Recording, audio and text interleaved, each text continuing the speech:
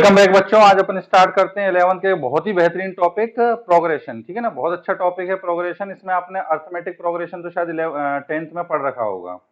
तो चलिए स्टार्ट करते हैं। प्रोग्रेशन, इसको अपन सीक्वेंस एंड सीरीज भी बोलते हैं, है ना। इसी चैप्टर को सीक्वेंस एंड सीरीज भी बोला जाता है। अब सबसे पहली चीज तो प्रोग्रेशन का मतलब क्या होता है। प्रोग्रेशन का मतलब अपन बोलते हैं कि a series of number which follow a particular rule. अगर अपने पास कुछ नंबर्स लिखे हैं, कुछ नंबर्स की सीक्वेंस लिखी है जो एक पर्टिकुलर रूल को फॉलो कर रही है, तो उसको अपन क्या बोलते हैं, सीक्वेंस बोलते हैं या फिर अपन प्रोग्रेशन बोलते हैं। अब रूल जो है वो किसी भी तरीके का हो सकता है, जैसे कि आपने 10th में अर्थमेटिक प्रोग्रेशन पढ़ा हुआ है, ठीक है ना। तो अर्थमेटिक प्रोग्रेशन के में अपन क्या बोलते हैं, जैसे नंबर्स लिखे हैं 2, उसके बाद 5, उसके बाद 8, उसके बाद 11, उसके बाद 14 एंड सो ऑन। ये अपने पास नंबर लिखे हैं। अब आप देख रहे हो कि ये जो नंबर्स हैं वो एक पर्टिकुलर रूल फॉलो कर रहे हैं। क्या रूल फॉलो कर रहे हैं कि अगर अपन बाद वाली टर्म में से उसके पहले वाली टर्म को माइनस करेंगे तो अपने पास जो डिफरेंस आएगा वो हमेशा कांस्टेंट रहेगा। जैसे 5 और 2 का डिफरेंस कितना है, 3। 8 और 5 का डिफरेंस कितना है, 3। 11 और 8 का डिफरेंस कितना है, 3, है ना। 14 11 का डिफरेंस कितना है, 3। अगर मान लो इसी सीक्वेंस में इस टाइप के फेसबुक वगैरह पे अपने पास है ना, वो भी आते रहते हैं, पोस्ट भी आते रहते हैं कि अपने पास कुछ नंबर्स लिखे हुए हैं, बोले हैं कि बताओ अगला नंबर क्या होगा। मैंने लिख दिया अगर ये 5 नंबर है तो बताओ अगला नंबर क्या होगा। तो अपने पास क्या है कि अपन को वो रूल पहचानना है कि भैया ये नंबर्स जो लिखे हैं वो किस रूल के अकॉर्डिंग लिखे हुए हैं। तो अपन बोल सकते हैं कि जब अपने पास 3 3 का डिफरेंस हो रहा है तो अगला नंबर जो निकल कर आएगा वो क्या निकल कर आएगा, अपने पास 17। क्लियर है ये चीज। अभी जैसे 3 का डिफरेंस रखा है, अपन 4 का डिफरेंस रख सकते थे। अब जैसे मान लो मैंने बोला कि अपने पास एक सीक्वेंस है और उसकी जो टर्म्स हैं वो क्या रूल फॉलो कर रहे हैं, 3n प्लस माइनस 1 पे पावर n, ये रूल फॉलो कर रहे हैं। अब इसी रूल के हिसाब से अपन 5 नंबर लिखें तो देखो पहला नंबर जो आएगा मतलब a1 निकालेंगे। अब a1 निकालना है मतलब n की वैल्यू क्या रखनी है, अपन को 1 रखनी है। n की वैल्यू 1 रखोगे तो देखो क्या आएगा अपने पास 3, और माइनस 1 पे पावर 1 कितना हो जाएगा, -1। तो ये क्या आ गया अपने पास 2 निकल कर आ गया।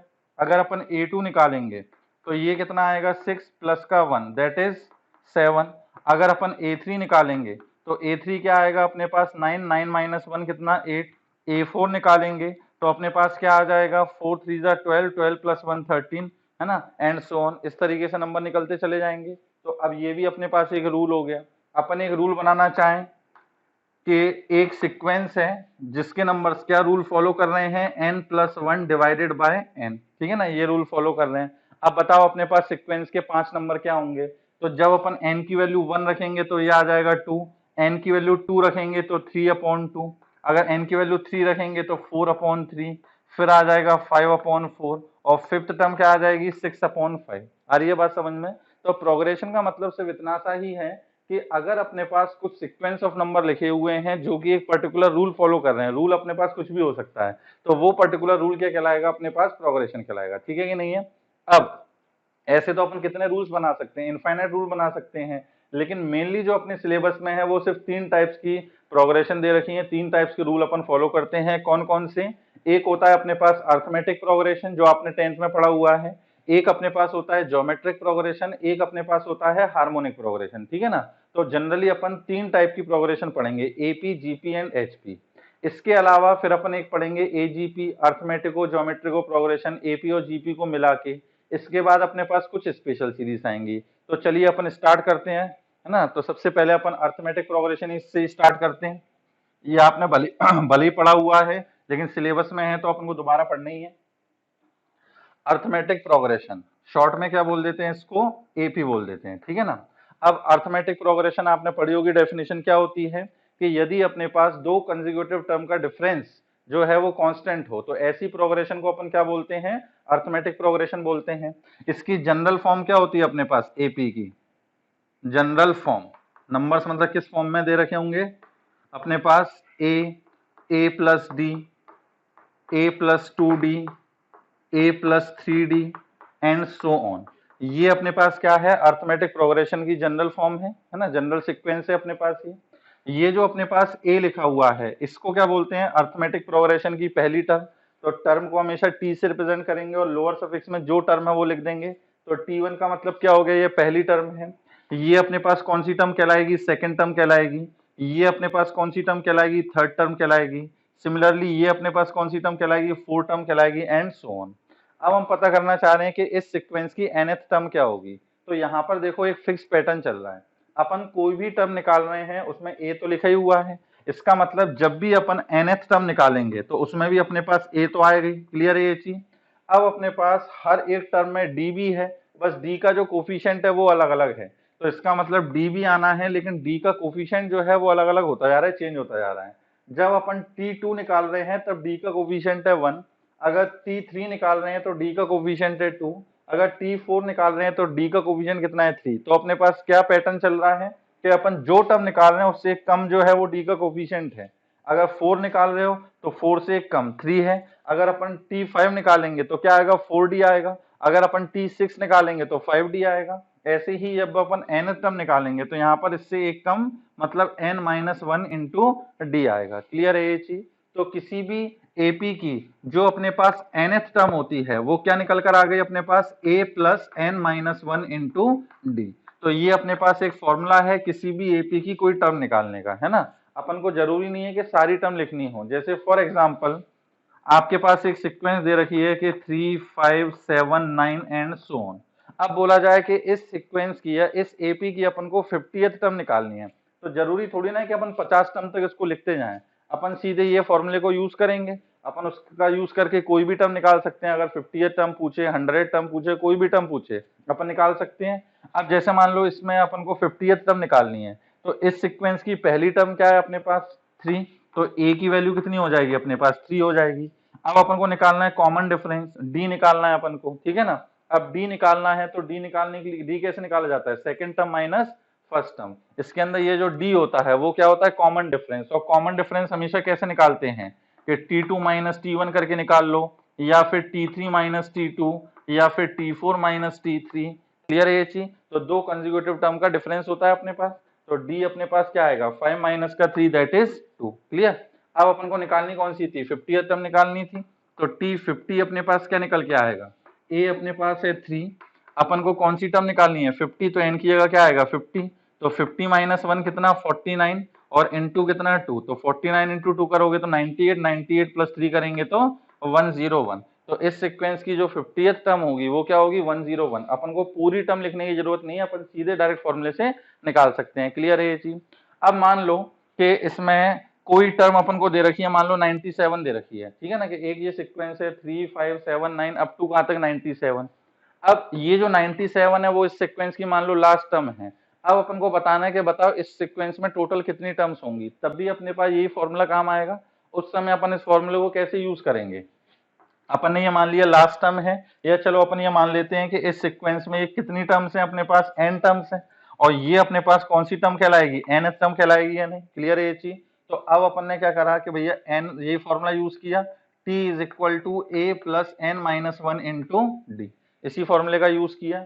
nth टर्म या फिर इसको अपन क्या बोलते हैं, लास्ट टर्म भी बोलते हैं। तो लास्ट टर्म अपने पास क्या दे रखी है 97, this is equal to first term अपने पास क्या दे रखी है 3, प्लस अपन को n बताना है, n का मतलब क्या हुआ नंबर ऑफ टर्म्स कितनी है, तो n-1 इंटू कॉमन डिफरेंस कितने का है 2 का, तो 97 माइनस 3 करोगे तो कितना आ जाएगा अपने पास 94। This is equal to n-1 into 2, तो n-1 की वैल्यू क्या आ गई अपने पास 47, तो n की वैल्यू क्या निकल कर आ गई अपने पास 48। तो इसका मतलब क्या हुआ कि ये जो सीक्वेंस है इसके अंदर टोटल कितनी टर्म्स होंगी अपने पास 48 टर्म्स होंगी। क्लियर है ये चीज। तो ये तो सिंपल सी चीजें हैं जो आपने 10th में पढ़ी होंगी, है ना। अब आगे देखिए अपने पास जनरल टर्म हो गई, है ना, nth टर्म जो अपन ने फॉर्मूला पढ़ा है लास्ट टर्म का फॉर्मूला पढ़ लिया। नेक्स्ट अपने पास आता है कि यदि अपने पास एपी में टर्म्स दे रखी हैं तो उन सारे टर्म्स का अपन सम कैसे निकालेंगे। तो sum of n terms of an AP, sum of n terms of AP, ये भी शायद आपने ना 10th में पढ़ा होगा कि एपी की टर्म्स का सम कैसे निकाला जाता है। अब जैसे मान लो एपी में अपने पास टर्म लिखी है a प्लस, दूसरी टर्म है a प्लस डी, तीसरी टर्म अपने पास क्या है a प्लस 2d, ऐसे करते करते लास्ट जो टर्म है वो अपने पास क्या होगी a plus n-1 into D, n term ये वाली कहलाएगी, ठीक है ना। इन सब का अपन को क्या निकालना है, सम निकालना है, ऐड करते गए अपन। अब मान लेते हैं कि इन सब का जो सम निकल के आएगा वो किसके इक्वल होगा, Sn के इक्वल होगा। अब अपन क्या करते हैं, इसी सीक्वेंस को दोबारा लिखते हैं लेकिन रिवर्स ऑर्डर में। रिवर्स ऑर्डर में मतलब क्या है कि इसी सीरीज को पलट के लिख देते हैं। जैसे मान लो एक अपने पास लिखा है 1 + 2 + 3 + 4।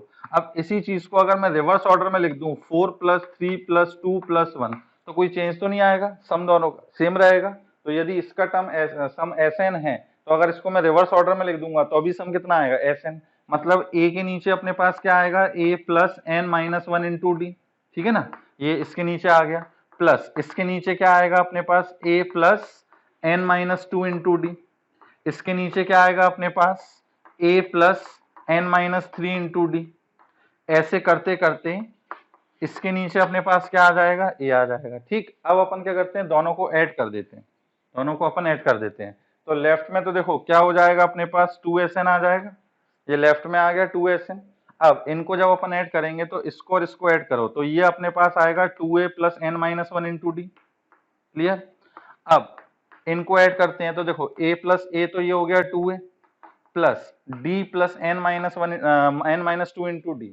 दोनों में से यदि d कॉमन लोगे तो क्या बचेगा, n - का 2 और प्लस का 1, मतलब अल्टीमेटली n - 1 ही आएगा। तो ये भी आ गया अपने पास n - 1 × d। इन दोनों को जब अपन ऐड करेंगे तो अभी a + a तो कितना हो गया, 2a हो गया। और इन दोनों को जब ऐड करोगे तो d कॉमन ले लिया, n - का 3 प्लस का 2। तो यहाँ भी क्या बचा अपने पास, n - 1 × d। ऐसा करते करते जब लास्ट में अपन इनको ऐड करेंगे तो ये भी अपने पास क्या आएगा, 2a + n - 1 × d। क्लियर है ये चीज। तो आप देख रहे हो कि जितनी भी टर्म है हर एक का सम कितना आ रहा है, 2a + n - 1 × d। अब ये देखो कि ये जो एक्सप्रेशन है, ये एक्सप्रेशन टोटल कितनी बार ऐड हो रहा है। तो अपन ने टोटल कितनी टर्म्स लिखी थी, n टर्म्स लिखी थी। इसका मतलब ये कितनी बार ऐड हो रहा है अपने पास, n टाइम्स ऐड हो रहा है। तो इसको अपन क्या लिख सकते हैं कि 2Sn = n × 2a + n - 1 × d। ये लिख सकते हैं, लिख सकते हैं। तो बताओ Sn अपने पास क्या निकल कर आ जाएगा, n/2 2a + n - 1 × d। ये अपने पास क्या निकल कर आ गया, Sn निकल कर आ गया। ठीक है ना। तो अपन ये बोल सकते हैं कि sum of n terms of AP क्या होता है, n/2 2a + n - 1 × d। इस चैप्टर के अंदर थ्योरी पार्ट उतना नहीं है जितने अपने वैरायटी के क्वेश्चन बनते हैं। थ्योरी पार्ट बहुत ही कम है, बहुत ज्यादा। 2-4 फॉर्मूले होते हैं, बस उतनी थ्योरी होती है। लेकिन इसमें है ना क्वेश्चंस की वैरायटी बहुत होती है, मतलब क्वेश्चंस बहुत टाइप के बन जाते हैं। तो थ्योरी तो अपन अभी खत्म कर लेंगे, उसके बाद फिर अपन को मेनली क्वेश्चंस ही करने हैं, है ना। तो अभी तक अपन ने 3 फॉर्मूले पढ़ लिए हैं। कौन कौन से, एक तो पढ़ा है अपन ने जनरल टर्म का, एक अपन ने पढ़ा है कौन सा, लास्ट टर्म का, और एक अपन ने पढ़ा है सम ऑफ n टर्म्स का। ठीक है ना। तो शुरुआती जो आपके पास क्वेश्चन दे रखे होंगे क्लासरूम क्वेश्चन, वो सिर्फ इन्हीं पे बेस्ड होंगे। अभी अपन 3 फॉर्मूले पढ़ चुके हैं। एक तो nth टर्म का, क्या, a + n - 1 × d। इसी को अपन क्या बोल सकते हैं, लास्ट टर्म। अपन को ये लास्ट टर्म कब लेके चलनी है, जब अपन को नंबर ऑफ टर्म्स पता लगानी हो। और ये अपन को कब लेके चलना है, जब अपन को कोई टर्म पता लगानी हो कि ये सीक्वेंस है इसकी, है ना, 38th टर्म पता लगाओ या 150th टर्म पता लगाओ, तब अपन ये यूज करेंगे। दूसरा अपन ने फॉर्मूला क्या पढ़ा है, सम ऑफ n टर्म्स का। तो ये अपने पास क्या है, n/2 2a + n - 1 × d। जो मैंने आपको अभी इसका डेरिवेशन करके बताया, मतलब सम निकाल के बताया, वो भी अपने काम का नहीं है। अपने काम का क्या है, सिर्फ अपन को ये फॉर्मूला याद रखना है। ठीक है ना। अब इसी को अपन थोड़ा सा एल के टर्म्स में भी लिख सकते हैं। कैसे, देखो ये जो लिखा हुआ है n/2 2a + n - 1 × d। तो 2a को अपन ने लिखा a + a, और इस a को इसके संग मर्ज कर देते हैं तो a + n - 1 × d। ये लिखा जा सकता है या नहीं। अब a + n - 1 × d ये अपने पास क्या बन गया, लास्ट टर्म बन गया या नहीं। तो अपने पास सम ऑफ n टर्म्स का एक फॉर्मूला और निकल कर आ गया, क्या, a + का l। क्लियर है ये चीज। तो एक तो अपन को ये फॉर्मूला याद रखना है सम ऑफ n टर्म्स का, और एक अपन को ये फॉर्मूला याद रखना है। ये फॉर्मूला अपन कब लगाएंगे, जब अपन को फर्स्ट टर्म पता हो, लास्ट टर्म पता हो, नंबर ऑफ टर्म्स पता हो। अगर लास्ट टर्म नहीं पता तब अपन सम किस तरीके से निकालेंगे, इस वाले फॉर्मूले से। क्लियर है ये चीज। तो चलो अब शुरुआती क्वेश्चन देखते हैं अपन। अब देखिए क्वेश्चन नंबर फर्स्ट है ना, इसकी प्रॉपर्टीज वगैरह भी हैं, वो अपन नेक्स्ट लेक्चर में पढ़ेंगे। आज तो अपन को क्वेश्चंस करने हैं, है ना। जितनी अपन ने थ्योरी पढ़ी है, जो अपन ने 2-3 फॉर्मूले पढ़े हैं, उसी पे बेस्ड क्वेश्चन करने हैं। तो देखो सबसे पहला क्वेश्चन देखो क्या दे रखा है अपने पास, कि find the first 4 terms of the sequence defined by. अपन को सीक्वेंस की पहली 4 टर्म निकालनी है, जिसको कैसे डिफाइन किया गया है। देखो a1 जो है वो 3 दे रखा है। a1 का मतलब हो गया अपने पास पहली टर्म जो है वो 3 के इक्वल है, और फिर अपन को एक रिलेशन दे रखी है कि A N this is equal to 3 times of A N minus one plus का 2 फॉर ऑल, ये किसका साइन होता है बेटा, फॉर ऑल का, for all n is greater than 1, मतलब जब भी एन की वैल्यू 1 से ग्रेटर होगी तब अपन को इस रिलेशन का यूज करना है, मतलब 2 3 4 5 इस टाइप से, और एन रखेंगे अपन नेचुरल नंबर की, ऐसा नहीं है कि एन की वैल्यू अपन 1.2 3.4 इस टाइप से नहीं रख सकते। अब अपन को इसकी सीक्वेंस की पहली 4 टर्म निकालनी है। अब देखो अपन इसी रिलेशन का यूज करते चलेंगे, है ना। जैसे मान लो अपन को अपन ने n की वैल्यू 2 रखी, तो n की वैल्यू जब अपन 2 रखेंगे तो क्या आएगा अपने पास, n की वैल्यू 2 रखोगे तो यहाँ आएगा अपने पास a2, यहाँ आएगा अपने पास कितना 3a1 प्लस का 2, क्लियर है ये चीज। अब a2 की वैल्यू निकालनी है, यहाँ पर क्या आ रहा है 3a1 प्लस 2, और a1 अपन को दे रखा है कितना है 3 के इक्वल है, तो ये अपने पास आ जाएगा 3 इंटू 3 प्लस का 2, तो ये आ गया अपने पास 11, तो अपन को दूसरी टर्म पता लग गई 11 है। अब अपन को तीसरी टर्म पता करनी है, तो n की वैल्यू क्या रखनी पड़ेगी 3 रखनी पड़ेगी, n की वैल्यू यदि 3 रखेंगे तो क्या आएगा अपने पास 3 टाइम्स, यहाँ पे 3 माइनस 1 कितना हो जाएगा 2, तो 3a2 प्लस का 2। अब a2 की वैल्यू क्या निकल कर आई है 11 निकल कर आई है, तो ये अपने पास कितना आ गया 3 इंटू 11 प्लस का 2, तो दैट इज 33 प्लस 2 35 आ गया। और इसके बाद अपन को जब चौथी टर्म निकालनी है तो n की वैल्यू क्या रखोगे 4 रखोगे, तो ये अपने पास क्या आ जाएगा a4 this is equal to 3 times of a3 plus का 2, n की वैल्यू 4 रखो तो 4 माइनस 1 कितना 3, तो 3a3 प्लस 2, तो ये अपने पास आ जाएगा 3 इंटू a3 की वैल्यू क्या आई है 35 और प्लस का कितना 2, तो 35 इंटू 2 करेंगे तो कितना हो जाएगा अपने पास 105 और प्लस 2 107, तो ये आ गया 107, क्लियर है। तो ये जो अपने पास रूल दे रखा है ये भी एक तरीके का क्या है रूल है, ये भी क्या एक तरीके का रूल ही दे रखा है। तो इसका मतलब इस सीक्वेंस की जो टर्म निकल के आई वो क्या आई, पहली टर्म 3 है, दूसरी टर्म 11 है, तीसरी अपने पास 35 है और चौथी अपने पास 107 एंड सो, क्लियर है ये चीज।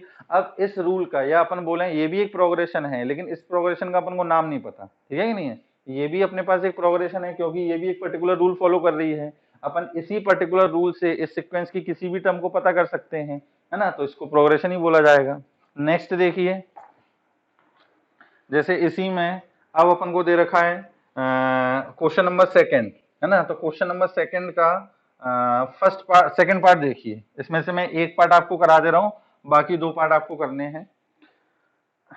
क्वेश्चन नंबर सेकंड का सेकंड पार्ट देखिए, क्या दे रखा है अपन को कि a1 जो है वो 1 के इक्वल है और a2 भी जो है वो भी 1 के इक्वल है, और साथ ही साथ अपन को ये दे रखा है कि an जो है ये किसके इक्वल है an minus 1 plus an minus का 2 for all n greater than equal to 2, या n ग्रेटर देन 2 लिखा है, सॉरी इक्वल नहीं है, n ग्रेटर देन 2, n की वैल्यू जब भी 2 या उससे ज्यादा होगी तब अपन को ये रूल को फॉलो करना है, और इसकी अपन को क्या निकालनी है पहली 5 टर्म निकालनी है। अब इसमें देखो a1 और a2 तो पता है किसके इक्वल है 1 के इक्वल, अपन को और क्या क्या निकालना है a3 a4 एंड a5 निकालना है। तो देखो अपन इसके अंदर क्या करते हैं, अब सबसे पहले n की वैल्यू 3 रखते हैं, n की वैल्यू 3 रखोगे तो क्या निकल कर आएगा अपने पास a3 इज इक्वल टू, यहां रखोगे n की वैल्यू 3 तो 3 माइनस 1 कितना 2, तो a2 प्लस 3 माइनस का 2 दैट इज 1, तो ये a2 प्लस a1 आ गया, a2 की वैल्यू है 1 a1 की वैल्यू है 1, तो क्या निकल कर आ गया अपने पास 2 आ गया, है ना। तो n इक्वल टू 3 रखने पर a3 कितना आएगा 2 आ जाएगा। अब अपन को फोर्थ टर्म पता करनी है तो n की जगह 4 रख देते हैं, तो a4 ये किसके इक्वल होगा, n की जगह 4 रखो तो यहाँ आएगा अपने पास a3 और यहाँ आएगा अपने पास a2, a3 की वैल्यू क्या निकल कर आ चुकी है 2 और a2 की वैल्यू क्या आ जाएगी अपने पास 1 के इक्वल, है ना, ये 1 के इक्वल दे ही रखी है मतलब, तो ये अपने पास कितना आ गया 3 के इक्वल आ गया। और लास्ट में फिर n इक्वल टू 5 रखेंगे तो फिफ्थ टर्म पता लग जाएगी, तो 5 रखोगे तो क्या आएगा अपने पास a5 this is equal to 5 minus का 1, तो ये हो गया अपने पास a4 प्लस का a3, a4 अपन को क्या दे रखा है कितना आया है अपने पास 3 के इक्वल, और a3 किसके इक्वल आया था अपने पास 2 के इक्वल, तो ये कितना आ गया अपने पास 5 के इक्वल आ गया। तो अपन को पता लग गया कि इस सीक्वेंस की पहली 5 टर्म क्या होंगी, पहली 1, दूसरी 1, तीसरी अपने पास क्या दे रखी है 2, फिर क्या आ रही है अपने पास 3, फिर क्या आ रही है अपने पास 5 एंड सो ऑन। अब इस सीरीज को अपन बोलते हैं फिबोनाची सीरीज, ठीक है ना, ये एक बहुत फेमस सीरीज है मैथमेटिक्स की, अपने सिलेबस में नहीं है लेकिन इसको क्या बोलते हैं अपन फिबोनाची सीरीज बोलते हैं। इस सीरीज के जो शुरू के 2 नंबर हैं वो तो क्या होते हैं 1 होते हैं। अब तीसरे टर्म से अपन कैसे निकालते हैं, उसके पहले 2 टर्म को ऐड करते हुए, जैसे पहले दो टर्म तो हो गए अपने पास क्या 1, अब तीसरी टर्म निकालनी है, तो तीसरी टर्म क्या होगी, इसके पहले वाली दो टर्म का सम, तो ये आ जाएगा अपने पास 1 + 1 2। अब अगली टर्म निकालनी है तो इसके पहले वाली दो टर्म ऐड कर दो, तो 1 + 2 कितना हो गया 3। फिर इसकी अगली टर्म निकालनी है तो 2 + 3 कितना हो गया 5। इसकी अगली टर्म निकालनी है तो 5 + 3 कितना 8। इसकी अगली टर्म निकालनी है 8 + 5 कितना 13 एंड सो ऑन। क्लियर है ये चीज? तो इसको बोलते हैं अपन फिबोनाची सीरीज। ये बहुत फेमस सीरीज है मैथमेटिक्स में, तो इसको आप नोट कर लेना। अब नेक्स्ट देखिए क्वेश्चन नंबर 3 जो है ये भी फिबोनाची सीरीज ही दे रखी है, इसको भी आप कर लोगे, सेम वही सीक्वेंस है ना। अब अपन देखते हैं क्वेश्चन नंबर 4 से। ठीक, पहला क्वेश्चन नंबर 4 क्या दे रखा है, show that a sequence is an AP if it's n term is a linear expression in n and in such a case the common difference is equal to the coefficient of n। ये मैं आपको दूसरी तरीके से समझाता हूँ, ये बहुत इंपॉर्टेंट रिजल्ट है ना। क्वेश्चन नंबर 4 जो है ये एक इंपॉर्टेंट चीज है, इसको आप अच्छे से समझो। वो एक्चुअली बोलना क्या चाह रहा है कि यदि कोई अपने पास n में लीनियर एक्सप्रेशन दे रखा है, n में कोई भी लीनियर एक्सप्रेशन दे रखा है, अब अपन ने n में एक लीनियर एक्सप्रेशन मान लिया an + b, तो वो ये बोल रहा है कि प्रूफ करो कि ये जो लीनियर एक्सप्रेशन है वो क्या रिप्रेजेंट कर रहा है, अपन को एपी रिप्रेजेंट कर रहा है, और इस एपी का जो कॉमन डिफरेंस है वो एक्चुअली क्या आएगा, एन का कोफिशिएंट, ऐसे ही कुछ लिखा होगा उसके अंदर, है ना। अब मैं इसी चीज को आपको दूसरे तरीके से समझाता हूँ जो आपको याद रखनी है। अपन ने किसी भी एपी की जो nth टर्म पड़ी हुई है वो क्या पड़ी हुई है, a + n - 1 × d, ये अपन ने पड़ी हुई है। अब अपन क्या करते हैं, d का इसमें मल्टीप्लाई करते हैं, n में भी और 1 में भी, तो ये अपने पास आएगा a + nd - का d। अब इसको मैं इस तरीके से लिख लेता हूं, ad + a - d। क्लियर है ये चीज? अब अगर मैं थोड़ी देर के लिए मान लेता हूं कि d = कैपिटल A और a - d ये किसके इक्वल है, कैपिटल B के इक्वल, तो देयरफॉर ये जो अपने पास tn निकल के आया वो tn क्या निकल कर आएगा, an और प्लस का क्या b। क्लियर है ये चीज? तो यहां से अपन को क्या पता लगा कि किसी भी एपी की जो nth टर्म होती है वो हमेशा n का क्या होगा, एक लीनियर एक्सप्रेशन होगा। ये आपको याद रखना है, ये अपने पास आगे प्रॉपर्टीज में भी आएगा कि the general term of an AP is always an linear expression in n, है ना। कोई आपसे पूछे कि एक अगर ये एक्सप्रेशन लिखा है 3n + 2, तो ये क्या किसी एपी की nth टर्म हो सकती है? बिल्कुल हो सकती है, क्योंकि n का क्या है, ये लीनियर एक्सप्रेशन है। अगर अपने पास लिख दिया 5n² - का 2, क्या ये अपने पास किसी एपी की nth टर्म हो सकती है? बिल्कुल नहीं हो सकती, क्योंकि ये n का क्या है, क्वाड्रेटिक एक्सप्रेशन है। हमेशा n का क्या निकल के आना चाहिए, लीनियर एक्सप्रेशन निकल के आना चाहिए। और इसमें भी अब आप देख रहे हो कि n जो है उसका कोफिशिएंट किसके इक्वल है, d के इक्वल, है ना। तो n का कोफिशिएंट ही अपने पास कॉमन डिफरेंस कहलाएगा। तो वो क्वेश्चन में यही बोल रहा है कि जो लीनियर एक्सप्रेशन लिखते हैं अपन n में, वो हमेशा AP रिप्रेजेंट होगा, और इसमें भी n का जो कोफिशिएंट है वही क्या होगा, कॉमन डिफरेंस होगा। ठीक है ना, तो आपको ये समझ में आ गया होगा, है ना। ये स्कूल में तो नहीं पूछा जाएगा, लेकिन आपको क्या रिजल्ट याद रखना है कि every linear expression in n always represent a general term या nth term of an AP। ठीक है ना, इसको नोट कर लेना। अब नेक्स्ट टर्म देखिए, अब ये सिंपल से क्वेश्चन दे रखे हैं, show that the sequence 9 12 15 18 is an AP. अब प्रूफ कैसे करेंगे अपन इसको, कॉमन डिफरेंस क्या होना चाहिए, सेम होना चाहिए, है ना। अगर प्रूफ करने को आए, वैसे तो स्कूल में इस टाइप के क्वेश्चन पूछे नहीं जाते, और आएंगे तो वो भी दो एक आध नंबर में आ सकते हैं। सीक्वेंस क्या दे रखी है, 9 12 15 18 एंड सो ऑन। ये अपन को प्रूफ करना है कि ये एपी होगी, और फिर अपन को इसकी क्या निकालनी है, 16th टर्म निकालनी है और जनरल टर्म क्या निकालनी है। तो सिंस अगर अपन second term minus first term निकालें, मतलब 12 - का 9 कितना आएगा अपने पास 3। अगर अपन निकालते हैं थर्ड टर्म माइनस का सेकेंड टर्म, मतलब 15 - का 12, ये भी क्या निकल कर आएगा 3 के इक्वल। यदि अपन निकालते हैं T4 - का T3, तो ये क्या आएगा अपने पास 18 - का 15, तो ये भी अपने पास 3 निकल के आया। तो आप देख रहे हो कि कॉमन डिफरेंस सेम है, तो ये एपी में होगा। अब इसकी अपन को निकालनी है, मान लो 16th टर्म निकालनी है, तो 16 टर्म क्या होगी अपने पास, फॉर्मूला वही यूज करेंगे, या चलो पहले अपन nth टर्म निकालते हैं। तो nth टर्म का फॉर्मूला वही a + n - 1 × d। ठीक, a अपने पास क्या है, पहली टर्म क्या है सीक्वेंस की 9, तो 9 + n - 1, और d कितना है अपने पास 3, तो ये आ गया अपने पास कितना 9 - का 3, दैट इज 6 + 3n। तो ये देख रहे हो ना कि n का लीनियर एक्सप्रेशन ही आ रहा है। तो अपन को n टर्म पता लग गई इस सीक्वेंस की, क्या 3n + का 6। अब आपसे वो कोई भी टर्म पूछे, वो पूछ रहा है आपसे 16th टर्म निकालो, तो मतलब n की वैल्यू क्या रखी है अपन ने, 16 रखी है। तो यहाँ पर भी अपन n की वैल्यू क्या रख देते हैं 16, तो ये आएगा 3 इंटू 16 प्लस का 6, तो 48 प्लस 6 कितना हो जाएगा 54। क्लियर है ये चीज? तो ये सिंपल से क्वेश्चन है, ये तो आपने करे होंगे। नेक्स्ट अपने पास question number 6, show that the sequence this is an AP and find its nth term. अब इसके अंदर कुछ नहीं है, लॉग इन्वॉल्व कर दिया है, ये भी सिंपल था, एपी में ही है, लेकिन बस क्या इन्वॉल्व कर दिया, लॉग इन्वॉल्व कर दिया है। 10th तक आपको लॉग वगैरह नहीं पता होता, लेकिन मैंने लॉगरिथम पे पूरा लेक्चर बनाया हुआ है, तो वो आप देखना एक बार। सीक्वेंस क्या दे रखी है, लॉग ए प्लस नहीं sorry comma log a into b comma log a into b square log a into b cube and so on. ये अपन को सीक्वेंस दे रखी है। अब अपन को प्रूफ करना है कि ये सीक्वेंस किसमें होगी, एपी में होगी, और साथ ही साथ अपन को इसकी जनरल टर्म भी निकालनी है, ठीक है कि नहीं है। अब इस क्वेश्चन में अपने पास दो लॉग की प्रॉपर्टीज होंगी, कौन कौन सी, एक तो अपने पास log m इंटू एन, मतलब एक्सपोनेंट अगर मल्टीप्लिकेशन में हो और उसका लॉग लेना है तो इसको अपन क्या लिख सकते हैं, log m प्लस का log n, ये लिख सकते हैं। और दूसरी अपने पास कौन सी प्रॉपर्टी यूज होगी, log x पे पावर मान लो कुछ भी दे रखा है, a दे रखा है, या x पे पावर n लिखा हुआ है, कि अगर एक्सपोनेंट पे कोई पावर होती है तो ये पावर आगे मल्टीप्लाई में आ जाती है, तो n times of log x, ये दो प्रॉपर्टी अपन को यूज करनी है। अब इसके अंदर अपन को प्रूफ करना है कि एपी में है, तो इसके अंदर निकाल के दिखा देते हैं, जो कॉमन डिफरेंस है वो हमेशा कांस्टेंट है, तो T2 माइनस T1 निकालेंगे। T2 माइनस T1 का मतलब क्या हो गया, log AB माइनस का log A। अब देखो दिखने को तो साफ साफ यहाँ से भी दिख रहा है, लेकिन आपको स्कूल में तो पूरा करके दिखाना है, तो log AB को अपन क्या लिख सकते हैं प्रॉपर्टी के हिसाब से, log A plus log B, log A से log A कैंसिल हो जाएगा, क्या बचेगा अपने पास, सिर्फ log B बचेगा, ठीक है कि नहीं है। अब अगर अपन T3 माइनस T2 निकालें तो ये कितना आएगा अपने पास, T3 जो है वो है log ऑफ AB स्क्वायर और माइनस का log ऑफ AB, ठीक।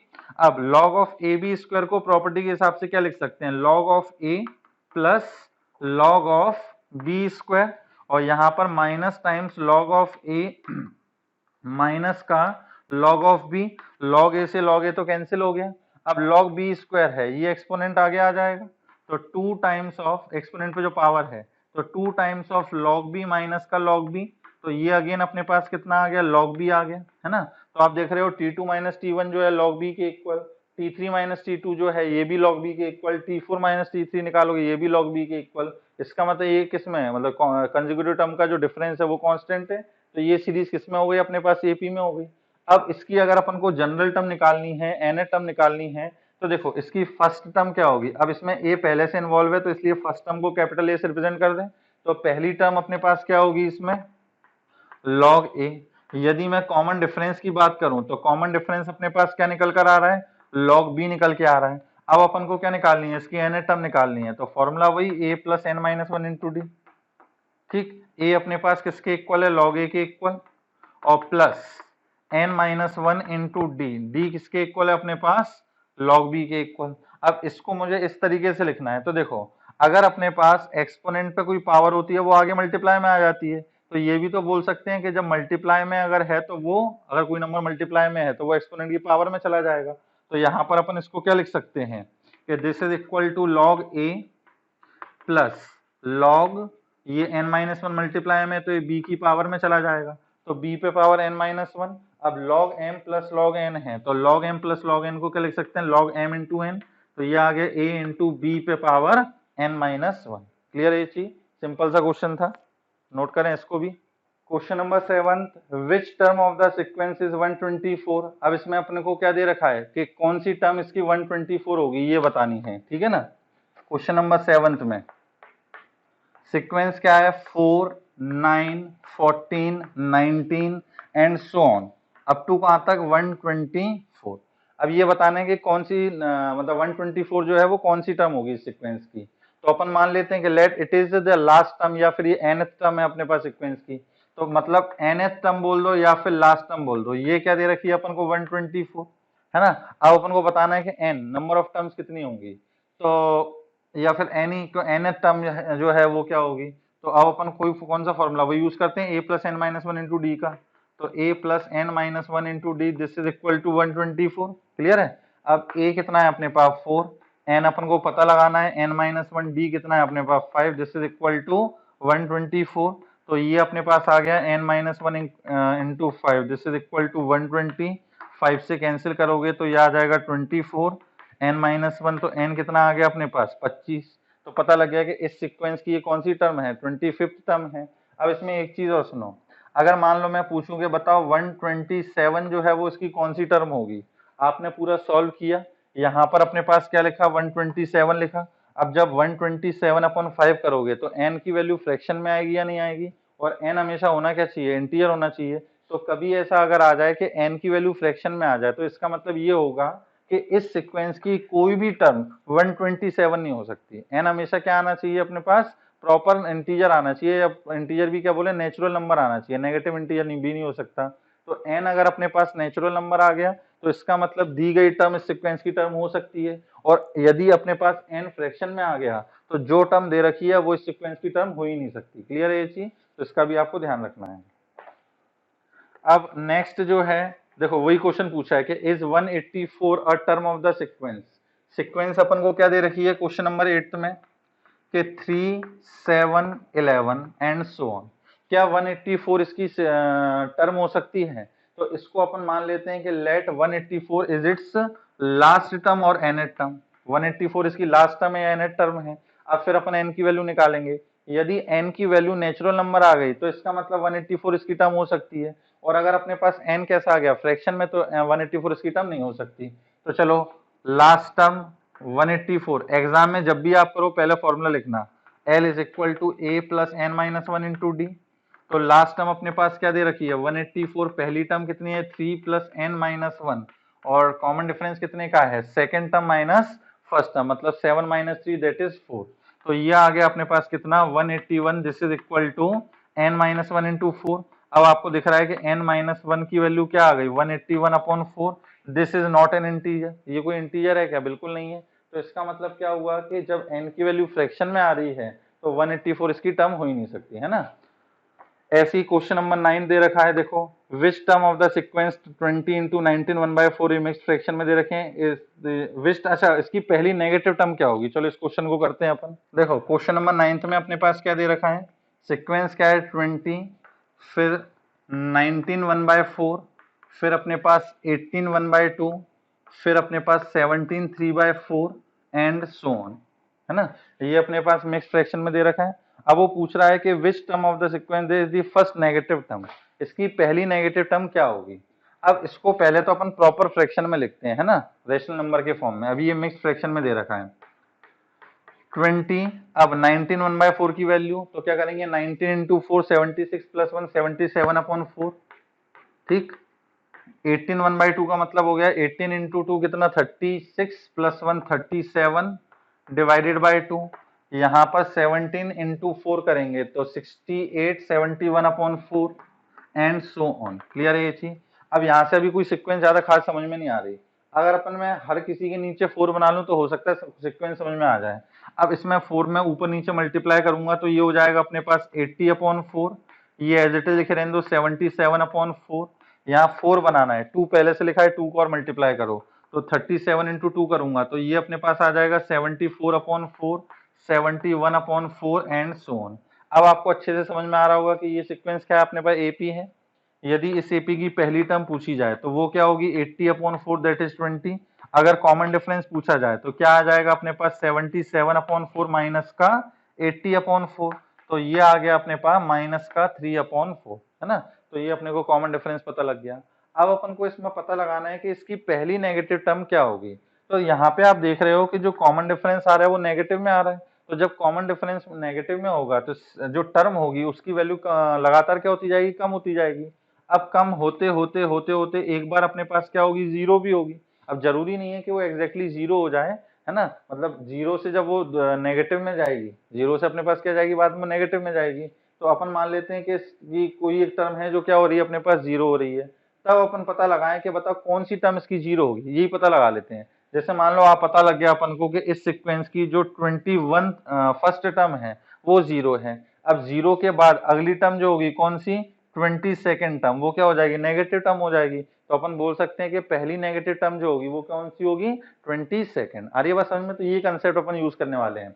तो अपन निकालते हैं कि कौन सी टर्म इसकी जीरो होगी। तो अपन ने पास last term equal to first term plus number of terms -1 into D. Last term अपने पास क्या है, जीरो के इक्वल। ए अपने पास कितना है, 80/4 दैट इज 20 प्लस एन अपन को पता लगाना है n-1 और डी कितना है अपने पास माइनस का 3/4। तो ये अपने पास देखो कितना आएगा, 3/4 times n-1 this is equal to 20। 4 से अपन क्रॉस मल्टीप्लाई किए तो ये अपने पास आ गया 3n-1 this is equal to 80। तो n की वैल्यू क्या निकल के आएगी अपने पास, 80/3 प्लस का 1। ये हो गया अपने पास कितना, 83/3। ठीक है कि नहीं? अब 83/3 की अगर अपन वैल्यू निकालें तो ये आ जाएगा अपने पास 27.6 के अराउंड। अब n की वैल्यू 27.6 के अराउंड तो हो नहीं सकती है, क्लियर है ये चीज? तो अब अपने पास क्या होगा कि n की वैल्यू जो है, मतलब ये वाली टर्म जो है वो शायद जीरो हो रही होगी, तो इसके अगले वाली क्या आएगी अपने पास, मतलब 28 टर्म जो आएगी वो क्या आएगी अपने पास, नेगेटिव टर्म होगी। ठीक है ना? अगर यहां से समझ में नहीं आ रहा हो तो चलो अपन क्या करें, इसकी जनरल टर्म निकाल, अपन इसकी क्या निकालते हैं, nth टर्म निकालते हैं। तो nth टर्म क्या निकल के आएगी, 20 प्लस वही n-1 इंटू डी, मतलब माइनस का 3/4। अब अपन को बताना है कि ये tn क्या होनी चाहिए, नेगेटिव होनी चाहिए। अब नेगेटिव होने का मतलब tn जो है वो लेस देन जीरो होना चाहिए।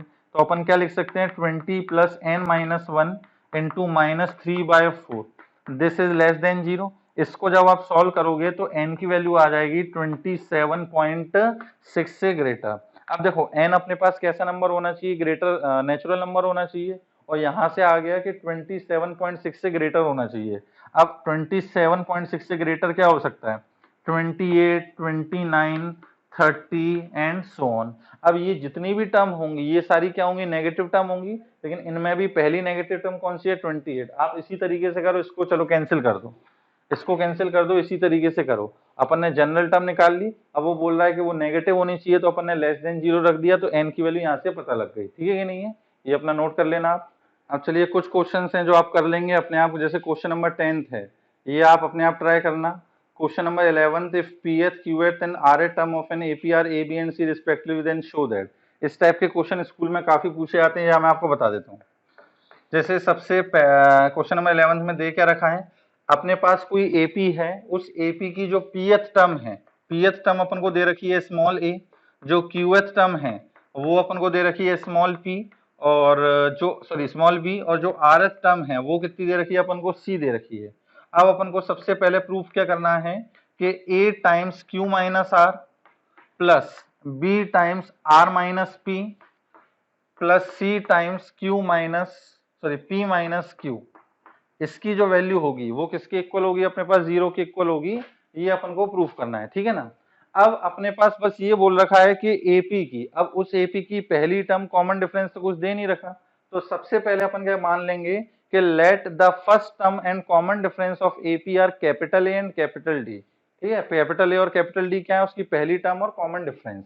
तो अब इस हिसाब से पीएथ टर्म क्या दे रखी थी, ए। अब पीएथ टर्म का मतलब क्या हो गया, ए प्लस p-1 इंटू डी, ये मतलब हुआ। ये किसके इक्वल दे रखा है, a के इक्वल। क्यू टर्म b के इक्वल है, मतलब a plus q-1 into D, ये किसके इक्वल हो गया, b के इक्वल। और a plus r-1 into D, ये किसके इक्वल हो गया अपने पास, c के इक्वल। क्लियर है ये चीज? अब अपन को इसकी वैल्यू जीरो के इक्वल प्रूफ करनी है, इसी एक्सप्रेशन को लेके चलते हैं। a की वैल्यू क्या निकल के आई है, a plus p-1 into d, तो ये अपने पास हो गया capital A p-1 into D, इसका मल्टीप्लाई किससे होना है, q माइनस आर से। ठीक है ना? प्लस b की वैल्यू क्या रखोगे, a plus q-1 into D, और इसका मल्टीप्लाई किससे होना था अपने पास, r माइनस p से। प्लस c की जगह अपन को क्या रखना है, a plus r-1 into D, और इसका मल्टीप्लाई किससे होगा अपने पास, p माइनस क्यू से। अब ये मल्टीप्लाई इतना खतरनाक सा दिख रहा है लेकिन है नहीं है, इसको अपन है ना बहुत स्मार्ट तरीके से मल्टीप्लाई करेंगे। देखो q माइनस आर का मल्टीप्लीकेशन a से होगा, यहाँ पे r माइनस पी का मल्टीप्लीकेशन a से होगा, और यहाँ पे p माइनस क्यू का मल्टीप्लीकेशन a से होगा, तो सब में a तो आएगा। अगर मैं सब में से a कॉमन ले लूंगा तो एक्चुअली बचेगा क्या, यहाँ बचेगा q माइनस आर प्लस यहाँ क्या बचेगा अपने पास r माइनस पी प्लस आगे अपने पास क्या बचेगा p माइनस का q, ये आ गया क्लियर है चीज। प्लस अब देखो q माइनस आर का इस टर्म से मल्टीप्लाई करोगे, फिर r माइनस पी का इस टर्म से मल्टीप्लाई करोगे और r माइनस वन डी का इससे मल्टीप्लाई करोगे। तीनों से अपने पास क्या कॉमन आ जाएगा, d कॉमन आ जाएगा, तो अपने पास d कॉमन आ गया, तो अब बचेगा क्या p minus one into q minus are plus यहाँ क्या बचेगा q minus one into r minus का p, और यहाँ क्या बचेगा अपने पास r minus one into p minus q. ठीक है ना, अपन ने अभी इस तरीके से रीअरेंज करके लिख दिया, ऐसा नहीं है कि यहाँ पे आप बस एक एक टर्म को मल्टीप्लाई कर लिया, अपन ने थोड़ा स्मार्ट तरीके से यहाँ पे लिख लिया। अब आप देख रहे हो प्लस का q माइनस के q से कैंसिल, माइनस का p प्लस के p से कैंसिल, r माइनस r से कैंसिल, तो ये जीरो हो गया। जीरो इंटू ए करेंगे तो क्या आ जाएगा अपने पास, जीरो आ जाएगा। अब प्लस डी टाइम, अब देखो p का मल्टीप्लाई q माइनस आर से करोगे तो p का मल्टीप्लाई q माइनस आर से, ठीक है कि नहीं है। फिर यहाँ पर q का मल्टीप्लाई r माइनस p से होगा तो प्लस q का मल्टीप्लाई r माइनस p से, प्लस r का मल्टीप्लाई किससे होगा p माइनस q से, तो r का मल्टीप्लाई अपन ने कर दिया p माइनस q से। ठीक है ना, अभी अपन ने सिर्फ इन टर्म का p q r से किया है, अब इसका जैसे p से किया तो इसका अपन माइनस वन से भी करेंगे, तो अब ये आ जाएगा माइनस का q प्लस का r।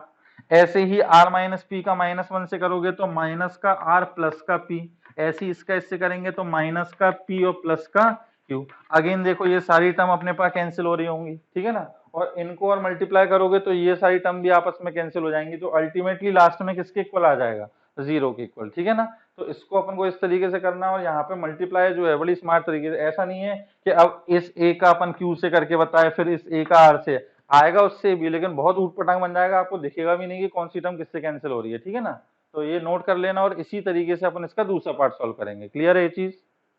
चलिए क्वेश्चन नंबर 12 जो है वो भी इसी टाइप का है ना। क्या दे रखा है क्वेश्चन नंबर 12 में, show that the sum of m plus nth and m minus nth term of AP is equal to twice the mth term. ये बड़े सिंपल से क्वेश्चन होते हैं, एक एक बार आप करके देखोगे आपको आने लगेंगे। एक AP है, उसमें अपन को प्रूव करना है कि उसकी m प्लस nth टर्म और m माइनस nth टर्म का जो सम है ना, वो AP is equal to twice the mth term. तो चलो ये प्रूव करना है, सम ऑफ नहीं, show that the sum of term है वो, मतलब t m plus n plus t m minus n, ये हमको प्रूफ करना है t2m के इक्वल। ठीक है, बहुत घटिया क्वेश्चन है, चलो इसको तो आप ही कर लोगे। नेक्स्ट देखो 13th, if m times its the mth term of an AP is equal to the n times its nth term, then show that m plus n term of an AP is 0। ये मैं आपको करके बता दे रहा हूँ, ये important है, school में काफी पूछा जाता है ना, और इसका आपको रिजल्ट भी याद कर रखना है।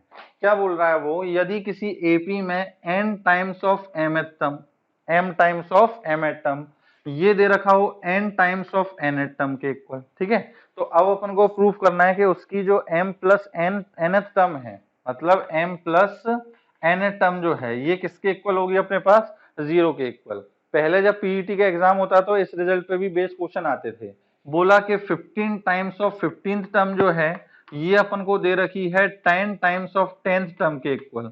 अब वो पूछेगा कि बताओ इसकी 25th टर्म क्या होगी, तो डायरेक्ट रिजल्ट है क्या, प्रूफ क्या आएगा, ये जीरो के इक्वल। तो यही चीज अपन को प्रूफ करनी है ना। अब कैसे प्रूफ करेंगे, देखो अपन ने पहले तो वही मान लिया कि जो एपी होगी उसकी पहली टर्म है कैपिटल ए और कॉमन डिफरेंस क्या है, कैपिटल डी। तो अपने पास गिवन कंडीशन के हिसाब से m into a plus m minus one times capital d, this is equal to n times a plus n minus one times capital d, ये लिख लिया अपन ने।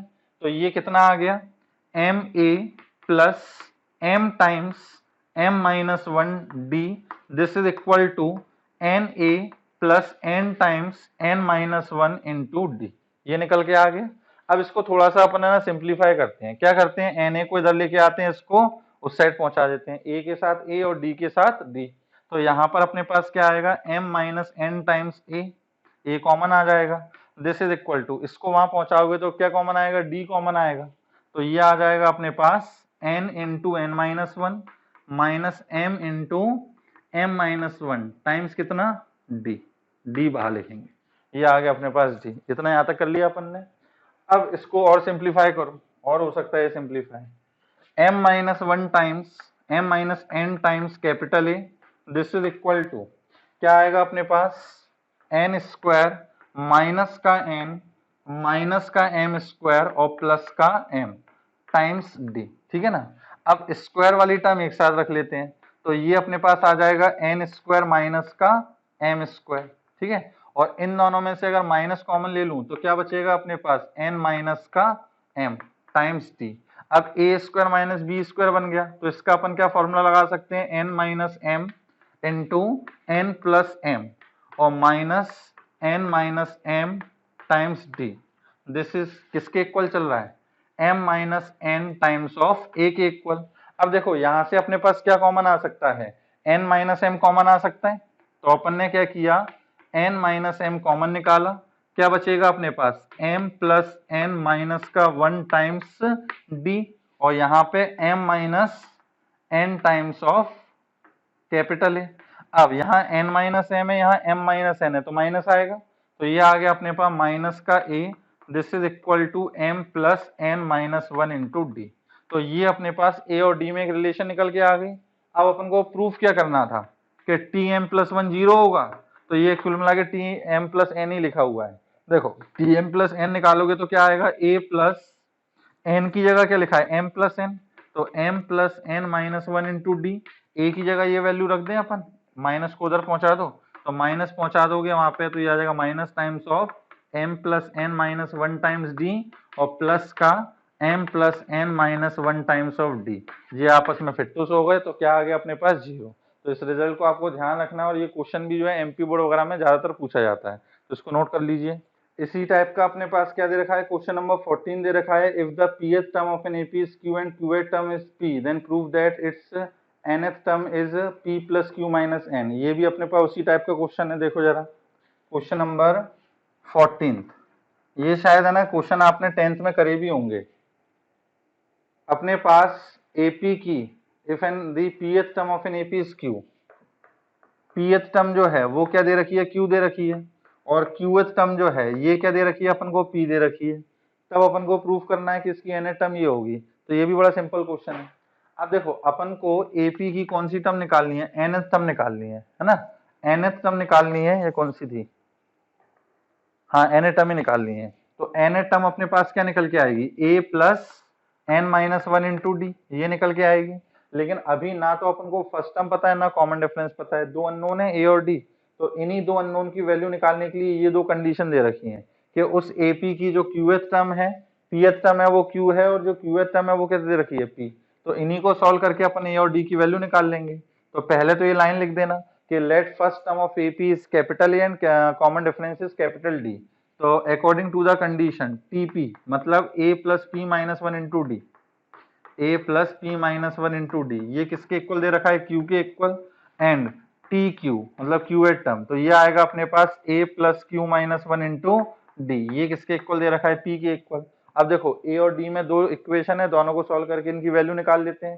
तो सबसे पहले तो क्या करते हैं, माइनस करो, ये a से a अपने पास कैंसिल हो गया, क्या बचेगा अपने पास p माइनस का वन माइनस का q प्लस का one times d, this is equal to कितना, q माइनस का p, यहाँ पे वन से माइनस वन कैंसिल हो गया, तो ये क्या आ गया अपने पास p minus q times d, this is equal to q minus p।